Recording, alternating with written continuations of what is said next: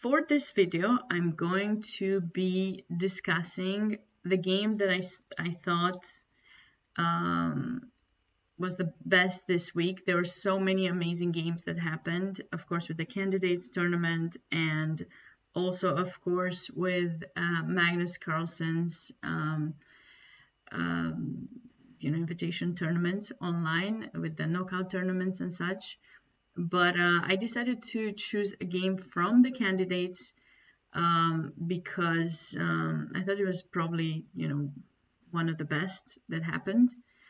And let's hear some guesses. I don't know if you guys have any ideas of what I may have gone for. We can try to get some guesses before I actually show the game. Nobody's saying anything, but anyways, it is not one of Jan Nepomniachtchi, although maybe many of you were hoping it would be one. I thought I've already made a video from one of his games, so I did not pick one of his to be my choice of this week as the best game. So what I chose is actually the game that was played between MVL and Wang Hao. I thought that was a really good game to show as the best game of the week. I think MVL had huge chances to be, a favorite for this candidate tournament to potentially win it. He was leading the event, right, with Nepo after the first half. He was in pole position, but unfortunately, starting with 2 losses, it was definitely very hard for him to come back. Certainly has had a tough tournament, but this was a nice win.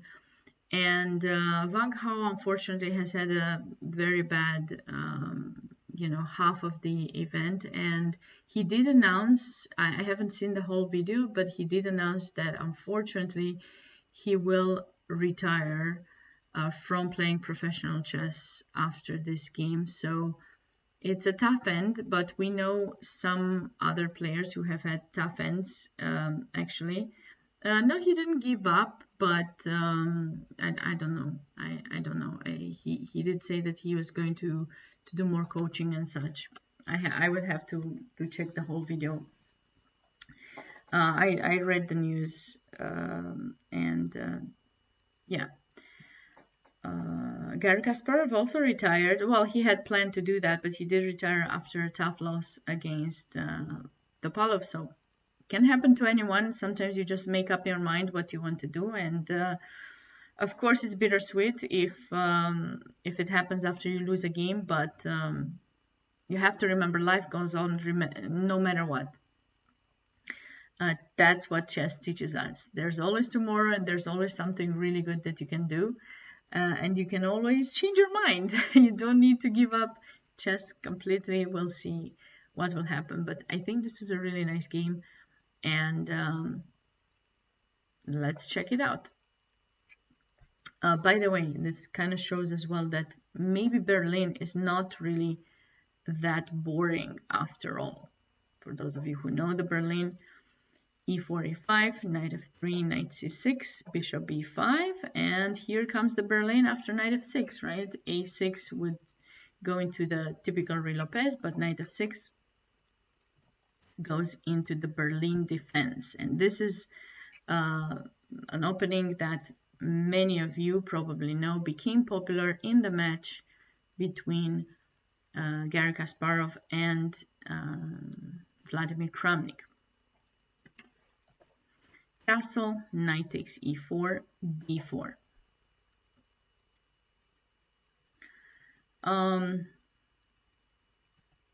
This is basically the typical line, right? Knight d6, bishop takes c6, d takes e6, d takes e5, knight f5. This is all theory, and it goes on further as well. King takes d8, and here there are many lines that white can choose in this position. I remember at some point I was considering playing this line for black. Must have been at least 10 years when I decided. I considered playing it, and then I was like, no, I don't think I want to play this with black. So what is happening in this position? Because a lot of players are thinking, oh, this is draw, you know, just because it happened in the match. No, of course, white still has a lot of very interesting attacking ideas. Black's king is in the center. Technically, white has the majority and the mobile majority on the king side, and black's majority on the queen side is blockaded due to the double pawns. But black does have the bishop pair, right? So we have a plus, we have a minus. Minus is pretty bad, the fact the majority is blockaded, but the plus is pretty good. So you have to figure out what to do. And with black, you can choose if you're going to put your king on the queen side or on the king side. You actually can do both, and both seem to be good. Knight c3 is in this position, I think, the most played move. It's the most played move, but h3 has become more popular at the higher level, as far as I've seen. And there are so many moves that black can play. If you are considering playing the Berlin with black, you definitely have to make up your mind of what you will do. But there are so many ideas. What I have learned that black usually likes to place his pawns like this on dark squares, in general, on that side of the board, to try to avoid, you know, creating like not to let any weaknesses. And sometimes the king goes on the queen side.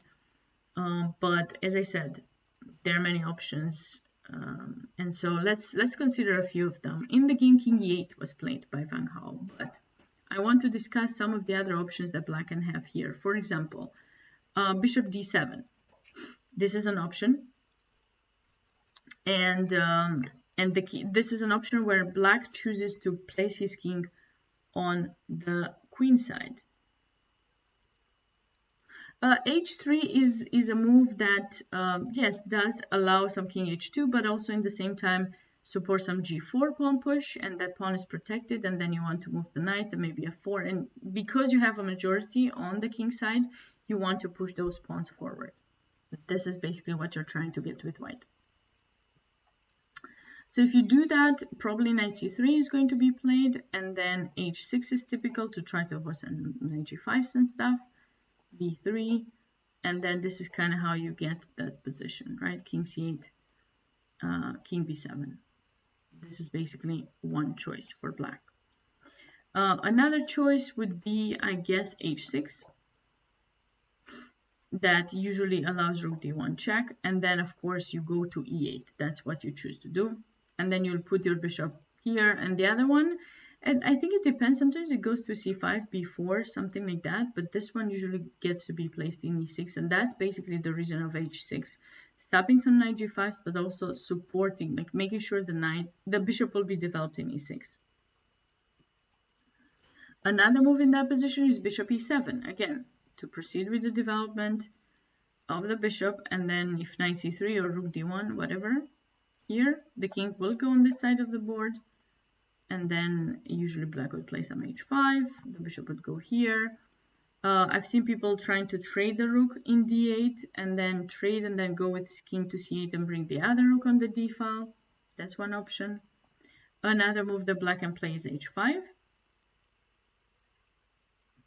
Yeah, that pawn in e5 is certainly a little bit annoying. Knight c3. And I'm telling you, like, black sometimes just chooses themselves to move the king on e8 if they choose to keep it there. And then finally there's knight e7 as well as another interesting choice. I'm not that familiar with this move, but that's an option for black too. Anyways, in the game, king e8 was played, and now MVL play knight c3. Very natural development move. And now h5. So h5 is, of course, as I said previously, an attempt to stop white from pushing g4 and pushing on their majority, because that is basically what white wants to do when they play h3. That's one of their ideas. But it has a setback. Every single pawn push has a setback, so you always have to think a billion times before you make a move, because it is possible a pawn move, not just any, basically any move, but a pawn move is also very important because you're usually leaving squares behind, sometimes squares, sometimes also pawns, and you have to be very careful. With h5, you're leaving the g5 square as an outpost for white, and he can take advantage of it. But that was the move played in the game. And now knight back to e2, b6, bishop g5. All right. So since black cannot castle anymore, and as I said, he's moving the king away from the d file in order to allow, not to allow the check being played. And also he's freeing that square, as this bishop moves away, he's freeing that square to typically be able to trade the rook on the d file. A little bit because of the pawn in e5, black is a little bit restricted, but in the same time that pawn being there also restricts white from giving checks on the e file. So there are pluses and minuses, of course, right? And so in this position, black went for c5, which is very typical. I told you the way black's pawns have to be placed on dark squares there in order to kind of control a lot of squares and keep as little weaknesses as possible. Besides, this bishop needs to be placed somewhere, so e6 it will not do so much, and he probably wanted, not probably, definitely wanted to place it in b7 and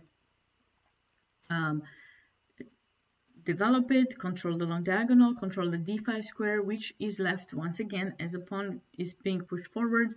It leaves squares behind, so you always have to make sure that those squares are controlled. Knight c3, coming towards one of those squares, and now bishop b7. Now, a very typical idea for white, and black has to be super cautious about it, is e6.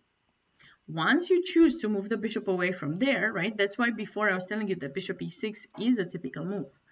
But once you've decided to place the bishop on the long diagonal, that is a move and a break that you should always be careful for. Rook f to d1. Rook a to d1 would have been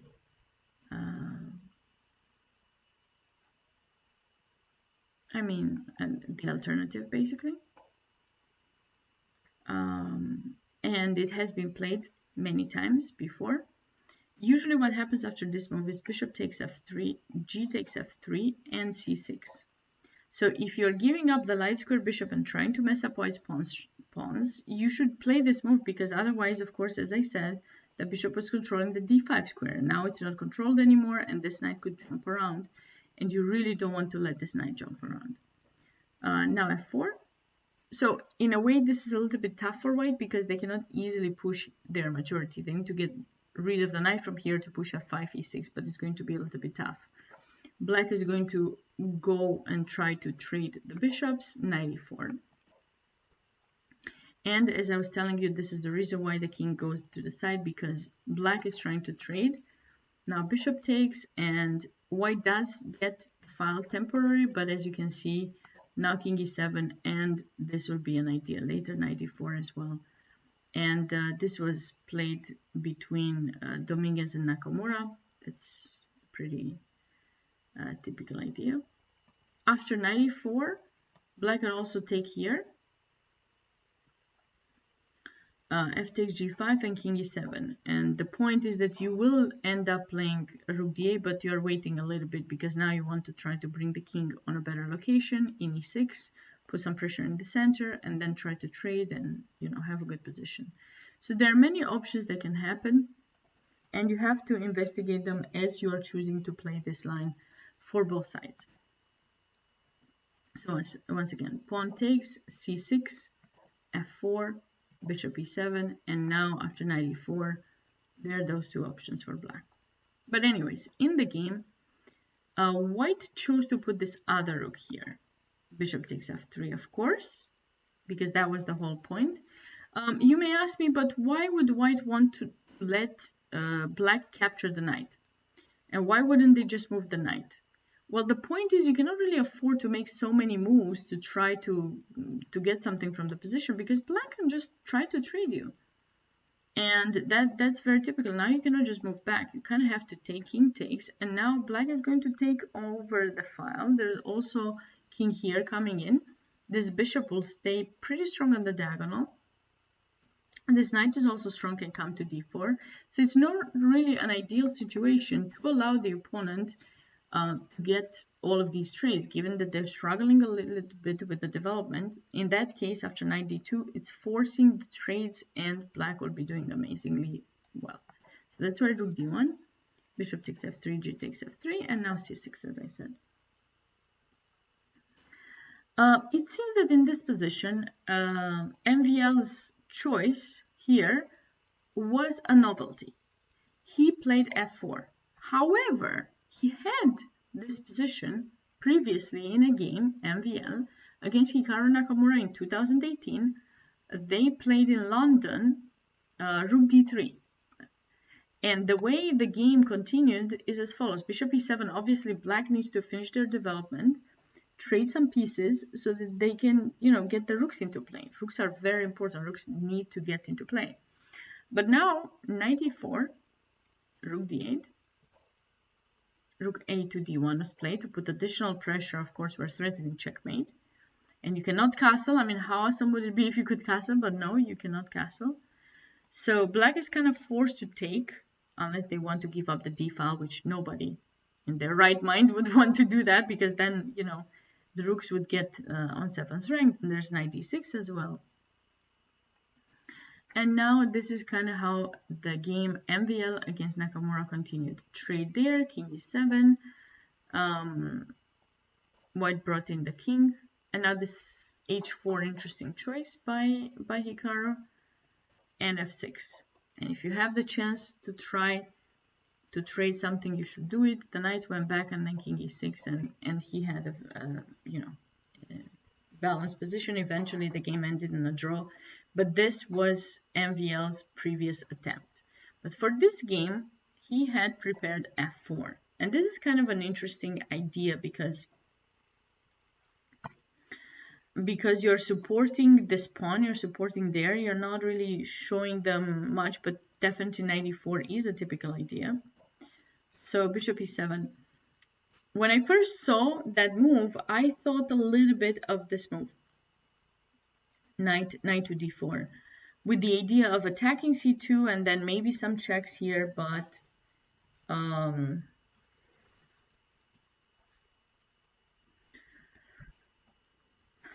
oopsie, no, I'm so sorry. I meant rook d3.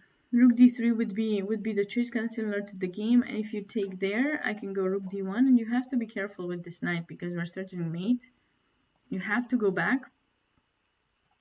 And then there's this b4 idea, followed by knight e4, and white is going to be able to put a lot of pressure. It's not so easy for black to escape this situation, I think. So rook d3. But in the game, bishop e7 was played, and I think it makes a lot of sense for black to trade a bishop and bring one of the rooks on the d-file to be traded. Knight e4. So far, I think it's very typical for both sides. Bishop takes g5, so that he can free the square for the king to bring one of the rooks and trade them. F takes g5 is always f takes g5. When you have double pawns, you're often thinking on how to undouble them. Okay, so that is something kind of important. So takes king e7, and now MVL decided to go for the rook endgames if black was going to accept, but he didn't accept. But that was basically the idea. Knight here. The point is not so easy to stop this, and if you're trying to double on the file, there will be rook d8, and then if you try to double, takes, and now black can play king e6. You have to protect it kind of like this, and now maybe knight e4. And it's not so easy for white to hold on in this position because we're threatening the pawn and we're threatening check pawn here. If f4 pawn falls, more pawns are gonna fall. So it's not really a piece of cake to play with white. You're thinking you have a better position, but not quite. I mean, after the bishops are traded, it's not that easy anymore. It's not that easy. You have to be careful with the trades. But I guess he had this idea in mind of playing knight d6 and taking advantage of the fact that black pushed this pawn. As I told you, this opening is not just this opening in general, but this opening particularly is very positional. Every pawn push could be, how to say, I don't want to say devastating, but could definitely mess up a little bit your position. I'm not playing this. I told you guys I was considering playing it with black, but I decided it wasn't really something I wanted to try. But I need to remind you, if this is an opening you're playing, or this is something you want to plan, you gotta be super careful with your pawn pushes, because every pawn push leaves a hole in the position. If you're not ready to control it, to meet it, you may have some trouble. So knight d6.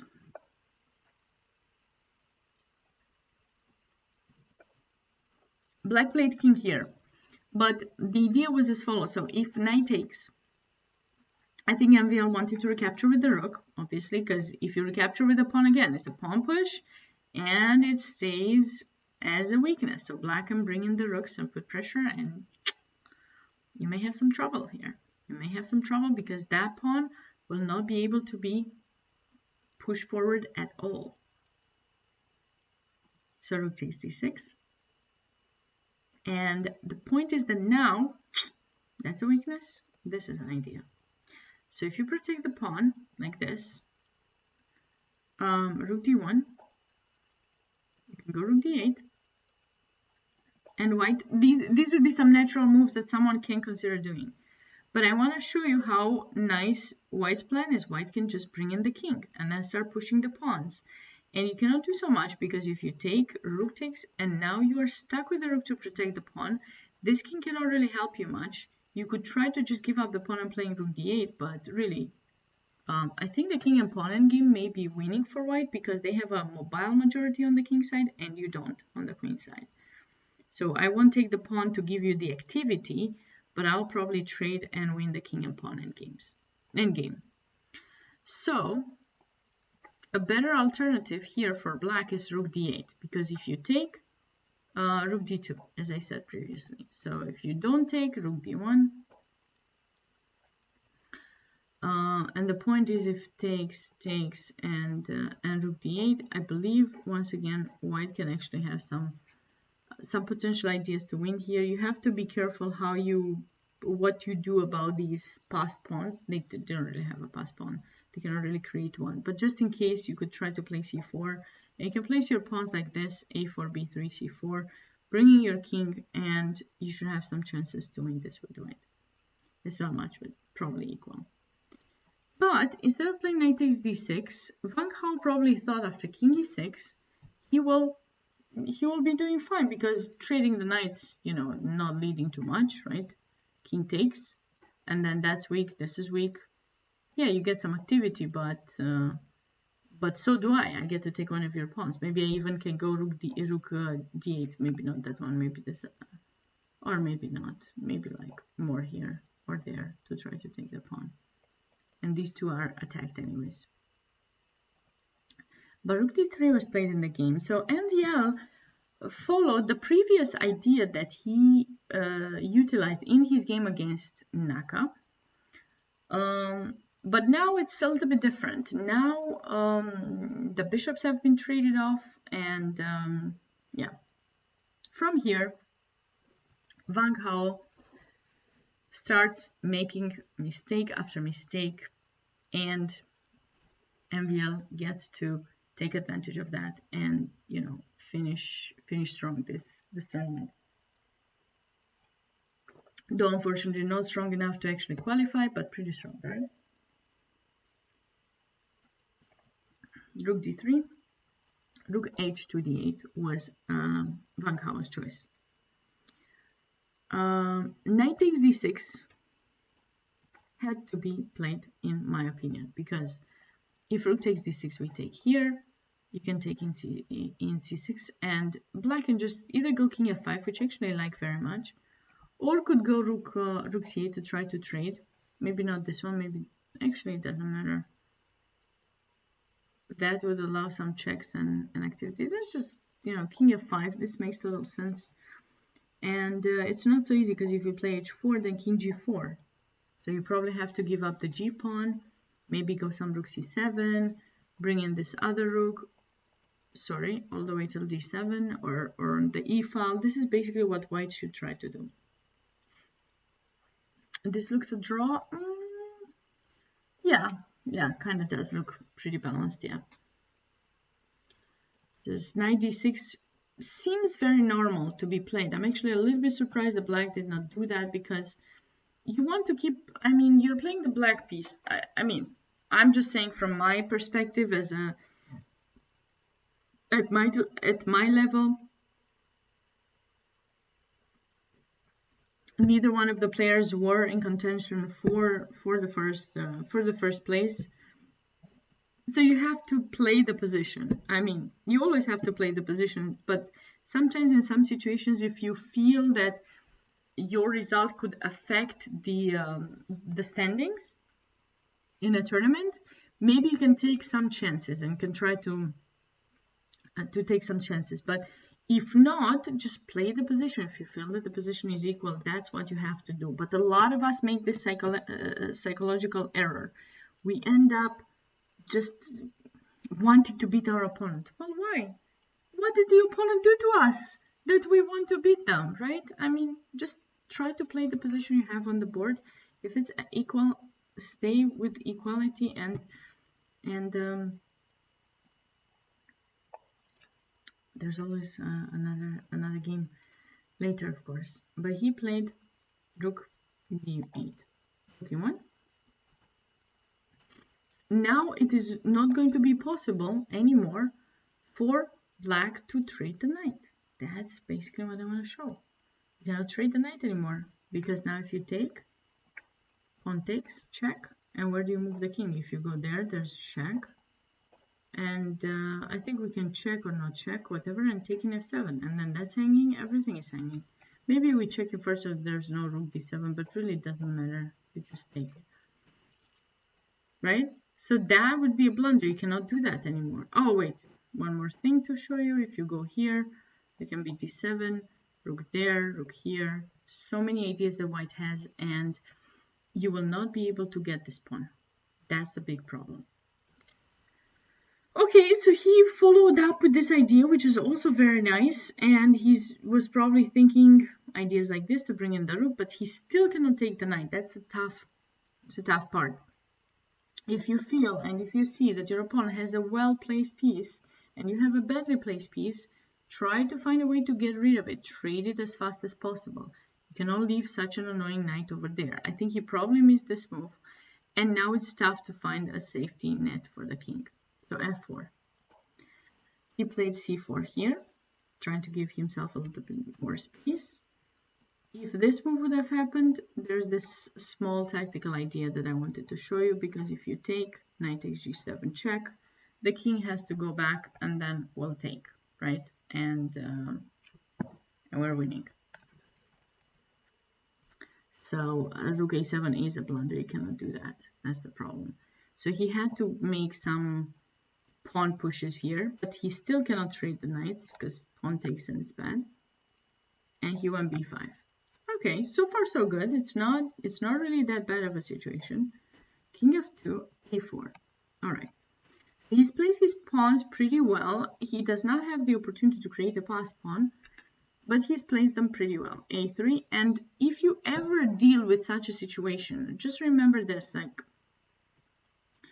with white, in order to stop black's majority, because you probably are familiar with the endgame, you've studied it before, hopefully. Like these 3 pawns here for black, these 3 pawns here for white, and then there's b3, and if you grab the pawn with the c pawn, there's a3, and the c pawn wins, and if you grab it with the a pawn, there's c3, you have to take, or else we take and promote, and then the a pawn wins. That's a very typical endgame that you should have studied by now many times. And so in order to avoid all those situations, any kind of way for black to create a passed pawn, what white does is a3, and if needed, they play c3 as well. So if there would be some c5, b4 and trying to create a pass pawn, you would play c3 as well. And regardless of where black captures, you'll recapture with the b pawn.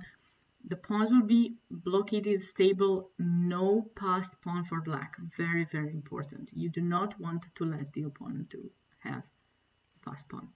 All right, so g6, king f3. And in this position, unexpectedly, Wang Hao made the mistake after which he will lose. The point is here, white doesn't really have big threats. But just play rook b8. Just sit and wait. Go rook d2. You can go c5 or b4. And here it is different that he plays b4. And even if you say, oh, I'm gonna play c3, you said to play c3. Well, be very careful when I told you to play c3, please. Okay? Because here it's not the same. Here, black can take in c3 or a3, wherever, somewhere. And then rook b3, and you're going to lose a pawn. So this is not the moment I said to play c3. You could play c3 before black pushes b4, or in a king and pawn endgame when there is no extra piece that can come and actually take advantage of those two weaknesses you're creating for yourself. Okay, so very, very important. But no, like, if you play b4, we can take actually with white, of course, and then rook takes. And although black has those weaknesses, now he has some way to create his passed pawn, maybe c3 and a pawn push. But this would be another game. Definitely would have made more sense.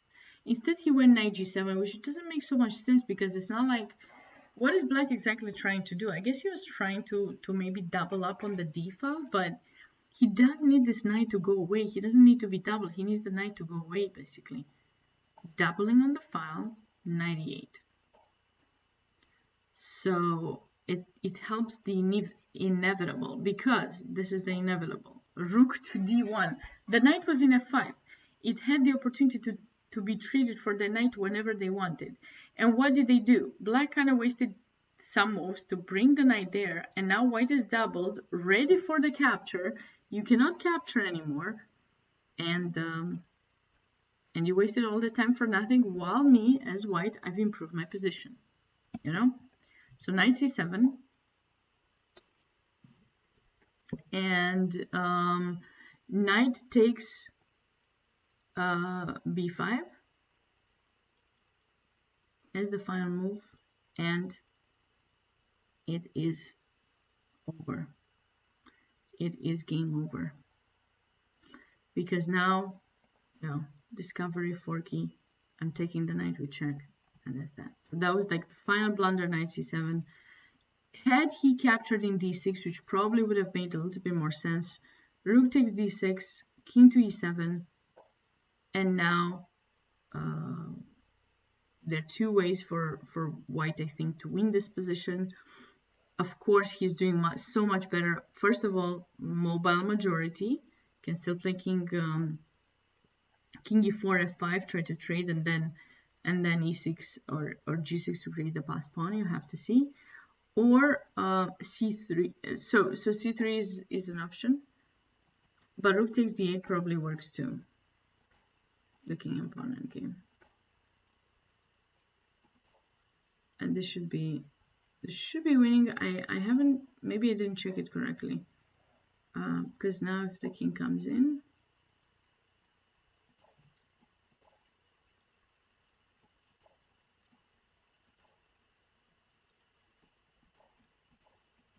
So I'm doing this triangulation, so I'm attracting you to push c5 or something, and then h4. I'm giving you the move, the king goes back, for example, and then white king enters. The c3 is a really nice Zugzwang kind of move. You cannot move the rook because there's rook d7 check.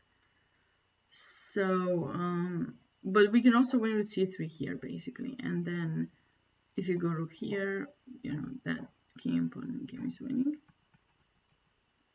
And if you go here,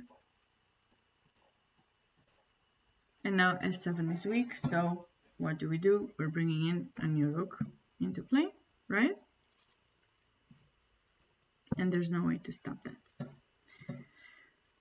That pawn is being attacked too, so you cannot go rook e8. That pawn is hanging. So this was basically what happened in the game, and that's why I chose this game. In a way, like, it's bittersweet for both players.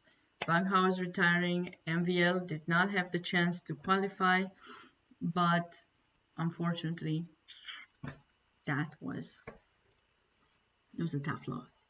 Since we still have quite some time, actually, in this position, I thought I would go over one more game that, in a way, psychologically speaking, maybe the result shouldn't have been that, but I've seen this happen many times, and once you see by whom the game is played, you will know what I'm talking about. So the game that I chose was between Ding Liren and Jan Nepomniachtchi, and now you will be like, what? But Jan won. Why did you choose a game that he lost? Well, the reason I chose is because this was the final round. So he was already qualified. He knew that he was qualified to be the candidate to actually, play against Magnus. And psychologically, that is tough. And this is something I didn't quite like, in a way, I have to tell you. And that may be something he needs to work on. I think it is very important to have a strong nerve, regardless of the end. I mean, regardless of when you qualify or whenever you win a tournament, whatever. I feel that a real fighter, a real player should have the strength to play the same amazing chess as he or she played before the end of the tournament. Now, you guys may not like what I'm saying, but I think that is important. So what if the tournament is won? You're still a chess player. You should still want to win. Like, that is just my mentality. It may be wrong, and you guys might not want to watch this anymore, but I feel that it is important to have that kind of mentality, that you play until the end and you stay focused throughout, even if the tournament is technically over for you because you qualified. I think that's, but of course, given the circumstances that, COVID was happening and so many things were happening this past year, it is understandable that he wasn't as focused maybe, or that he lost. But yeah, you guys can let me know what you think about it. So let's get started. So this game was kind of cool, I thought, too. The last round, he played some interesting line, right? With g6 and e6. What do you guys think about this? I don't know. That wouldn't be my choice. That would not be my choice of opening. Probably I would choose some Queen's Gambit or Slav, considering that, okay, maybe he didn't want to show any other, preparation that he had.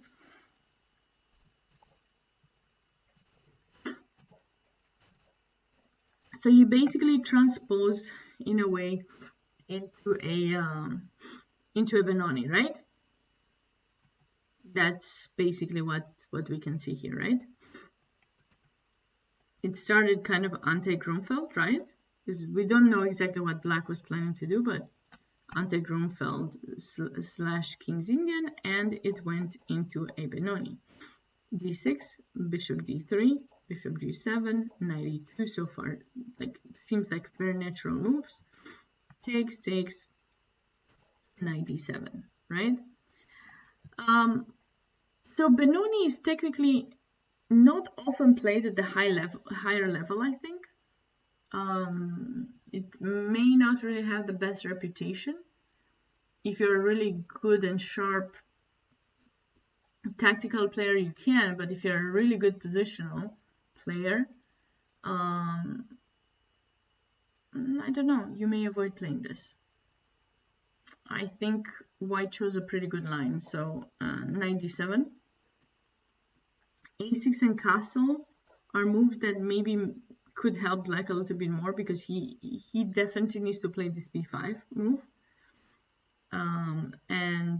A4, for example, knight d7 now, and that is the move that black has to prepare to play. But he played knight d7 directly, knight e to c3, and I love this kind of idea. What Liren chose to do, because naturally you see knight b to c3, but here, since the knight in b1 had not been developed, he can try to change this idea and put this other knight, and this one could go through a3 out or through d2. You will see. a6, obviously he's threatening b5, and white could stop it, and they did. Knight h5. All right, castle, bd4, king h1. So far so good. Seems like pretty natural moves. Black is trying to get some activity, but what happened? Knight e5, knight back to e2. So you're thinking, wait, did white just mess up in that position? They went knight e to c3. Should he have gone knight c3 instead?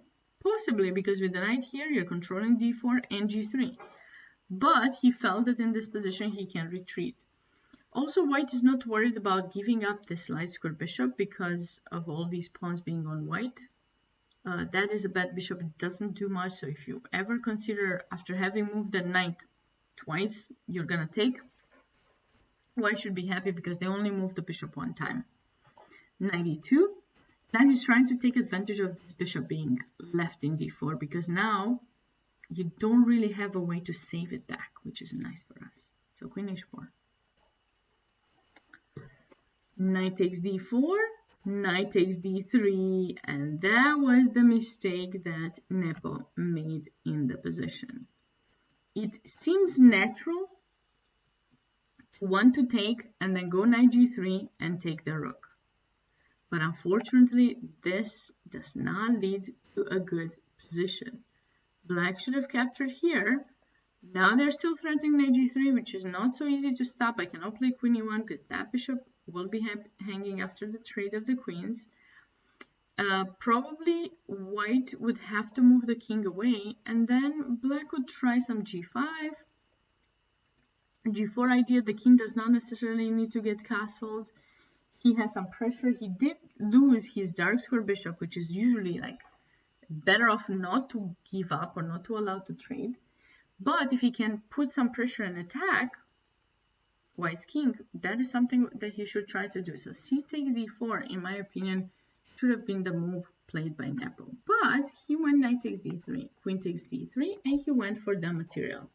A little bit too materialistic, I don't know. He's got to be more careful with these things. Knight takes f1, and now white retreated with the knight in order to try to win this knight the next move and have two pieces for the rook. Head white taken here, pawn takes. The point is that if you take here, black will castle. This pawn is still hanging. There are f5 ideas, or just f6 to stop e5.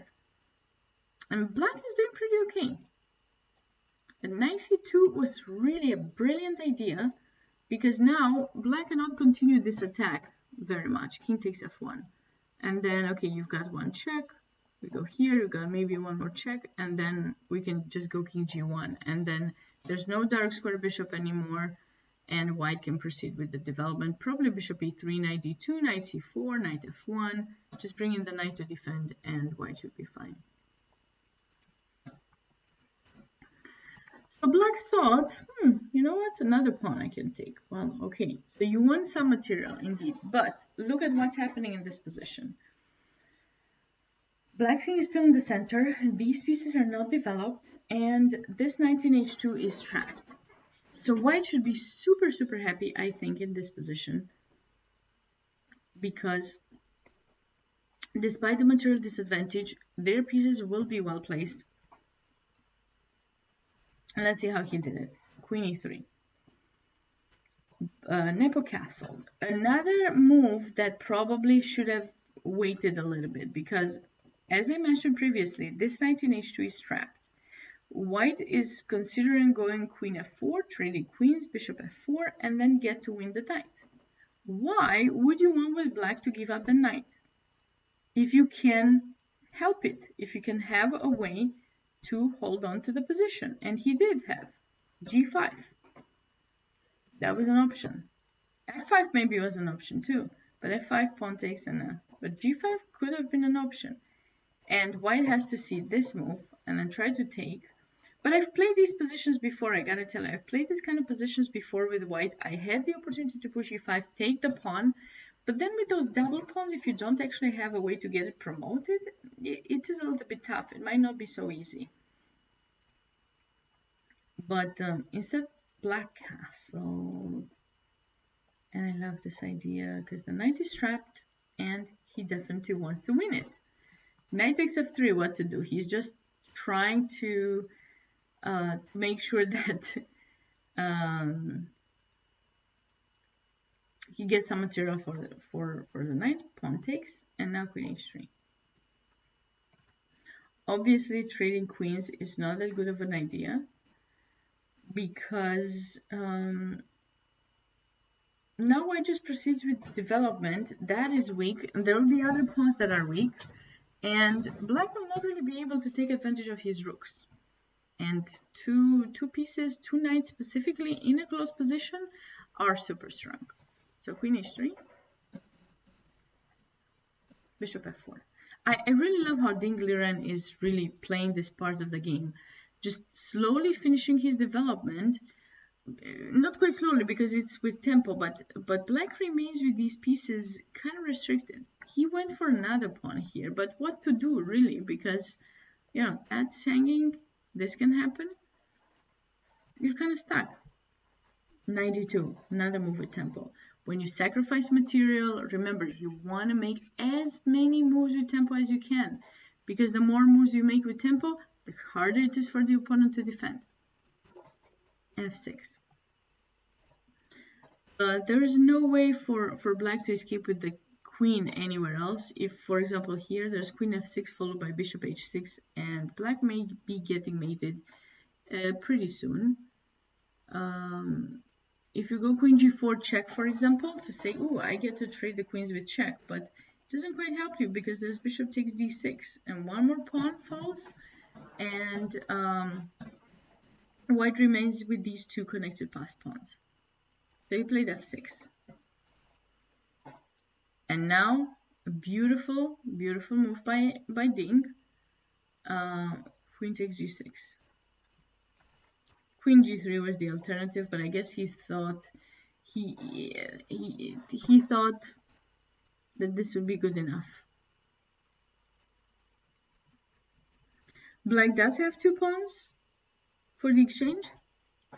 No, not for the exchange. Sorry. Black has a rook and two pawns for the two pieces, but it's not so easy to defend. Had he played rook here, probably white can try to get this other knight to attack there. The rook will come to f1. White has a good position. You don't really have an easy way to get your pieces out. b5 is also not an option because we just take it and he's pinned. We might even play a5 at some point, and really white has a much better position. bg4. Then I came back. You know, you have to have a little bit of patience. King f2, you may ask me, why not king f2? Well, the point is that after this, he can try to take advantage of the file and play f5 and try to trade, and then get in with the other rook, with tempo. Things like that, and you're trying to avoid those things. So knight d2, going for c4, and that was anyways the place that we wanted to bring the knight and take the pawn. So black is stopping.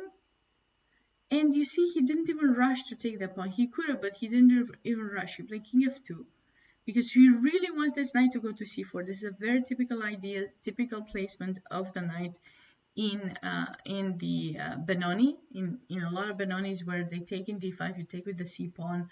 That's a typical outpost. You get rid of the b pawn sometimes. You play a5 sometimes to make sure there's no b5, but that is the typical location.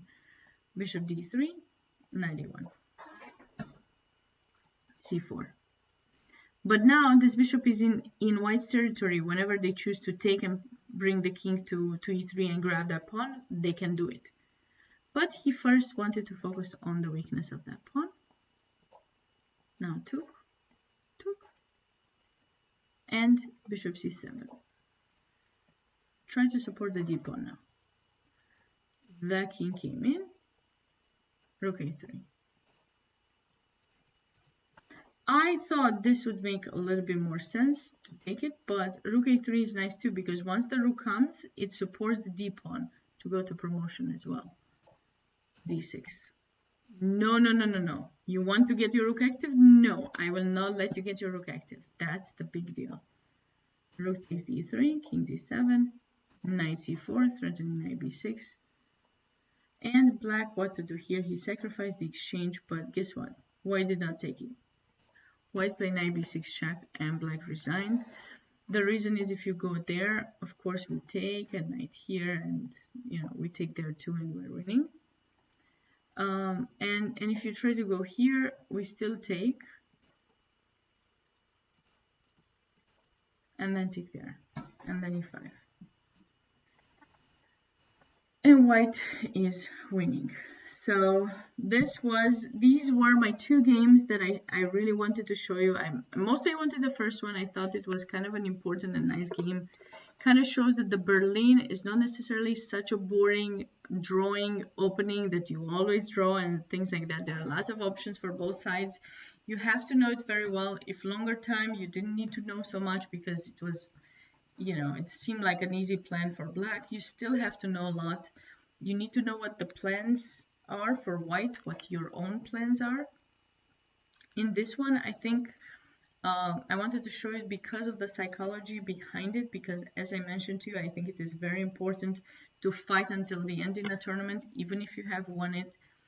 Maybe that's just my mentality, and I just wanted to share it with you so that I hear your opinions too. You guys can let me know in the chat if you want. And also, I think it was really well played by white with improvements, a small, you know, positional sacrifice, control over the pieces in the center, looking for threats, plans, pass pawns, and that was the reason why I chose this game.